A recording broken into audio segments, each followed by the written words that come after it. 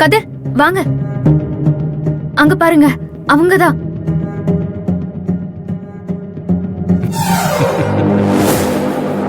என்ன சிரிக்கிறீங்க? டேய் மணி கருப்பு, அங்க பாரு. ரெண்டு பேரும் மெயின் கேட் வழியா முன்னாடி வாங்க. சரி சரி, நான் வரேன். என்ன கதிர் அவங்க பேர் சொல்லி கூப்பிடுறீங்க? கூப்பிடுறதுக்கு தானே பேர் வச்சிருக்காங்க. என்ன ஜோக்கா? ஏய், இவங்கள பார்த்து நீ ஏன் பயப்படுற? சரி வா வா.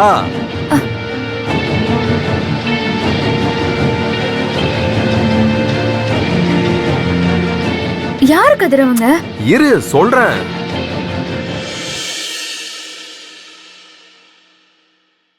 என்னண்ணே நீங்க வந்திருக்கீங்க? நாங்க தான் வந்துட்டோம்ல, அப்புறம் என்ன? டேய், உங்களை பாத்துக்கோங்கன்னு அனுப்பிச்சா பயமுறுத்திக்கிட்டு இருக்கீங்களா? ஐயோ இல்லண்ணே, நாங்க கண்கொத்தி பாமா வீட்டையே தான் கவனிச்சுக்கிட்டு இருக்கோம். கிழிச்சிங்க.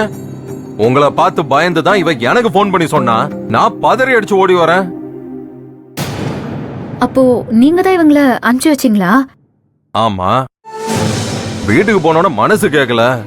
அப்புறம் தாத்தாவும் நானும் யோசிச்சு பார்த்தோம். அதனால திடீர்னு வந்தா என்ன பண்றதுன்னு தெரியல. அதான் நம்ம ரைஸ் மில்ல வேலை பார்க்குற ஆளுங்களை அனுப்பி பாத்துக்கோங்கடான்னு சொன்னேன். உன்னை பத்திரமா பாத்துக்கிறதுக்கு வந்தவனுங்க தான் இவனுங்க. ஓ இல்லண்ணே, நாங்க லேட்டா தான் வந்தோம். தூங்குறவங்களை எப்படி எழுப்புறதுன்னு தான் நாங்களே வீட்டை சுத்தி யாரும் வராம பாத்துக்கிட்டு இருந்தோம். அது அவங்களுக்கு தெரியாதுல்ல, அதான் பயந்துட்டாங்க போல இருக்கு. சரி சரி, பத்திரமா பாத்துக்கோங்கண்ணா. அதெல்லாம் நீ ஒன்றும் கவலைப்படாதுண்ணே, நாங்க இருக்கோம்ல. ஒரு பயல வர விட்டுருவோமா? நீங்க தைரியமா போங்க. சரி, ஜாகிரதையா பாத்துக்கோங்க. சரிண்ணே, ம் வர.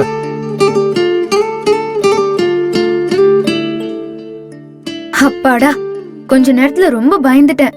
நீ எதுக்காகவும் பயப்பட வேண்டியதில்ல. உன்னை சுத்தி எப்பவுமே நம்ம ஆளுங்க பாதுகாப்பா பாத்துக்கிட்டு இருப்பாங்க. ஆனா எதுக்கு இதெல்லாம்? அதெல்லாம் எனக்கு ஒண்ணும் ஆகாது.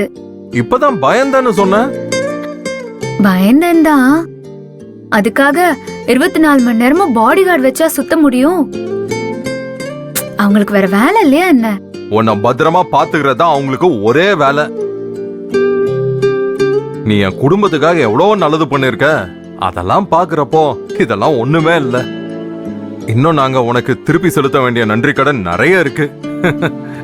கவலைப்படாத, நீ இந்த ஊர்ல இருக்கிற வரைக்கும் உனக்கு ஒரு குறையும் வராம பாத்துக்கிறேன். இவ்ளோ பேசுறீங்க, ஆனா தாத்தா நீ வாமா நம்ம வீட்ல இருந்துக்கோமான்னு சொன்னப்போ மொத ஆளா நீங்க வேண்டான்னு தானே சொன்னீங்க. அது ஏய் அப்படி இல்ல. இல்ல, நீங்க கூப்பிட்டிருந்தாலும் நான் வந்திருக்க மாட்டேன். சும்மா சொன்னேன், அவ்வளவுதான். அப்படிலாம் ஒண்ணும் இல்ல. உன்னை வீட்டுக்கு கூப்பிடுறதுல எனக்கு எந்த பிரச்சனையும் இல்ல. அம்மா உன் மேல கோவமா இருக்காங்க.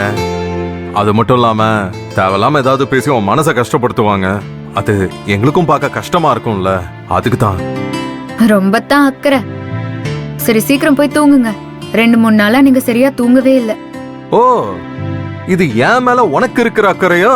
ஆமா, நீங்க நல்லா இருந்தா தானே நான் இந்த ஊர்ல இருக்கிற வரைக்கும் நீங்க என்ன பத்திரமா பாத்துக்க முடியும். சுயநலத்திலயும் ஒரு பொது நலம். சரி, காலையில சீக்கிரம் வீட்டுக்கு வந்துரு. என்ன பாக்குற? கல்யாணத்துக்கு ஏகப்பட்ட வேலை இருக்குல்ல. லிஸ்ட் போடணும். எல்லா வேலையும் நீ தானே பாக்கணும். என்ன பாத்துக்கிட்டு இருக்க நீ? ஒண்ணும் இல்ல. சரி, நான் கிளம்புறேன். நீ தைரியமா போய் தூங்கு. நல்லா தூங்கி ரெஸ்ட் எடு. ஒரு பிரச்சனையும் வராது. மணி கருப்பு இங்கதான் இருக்காங்க. நைட்டு பூரா உன்னை பாத்துப்பாங்க. சரியா? நீ போ. ஏன் நின்னுட்டு இருக்க? போ. நீங்க கிளம்புங்க. சரி, நான் வரேன்.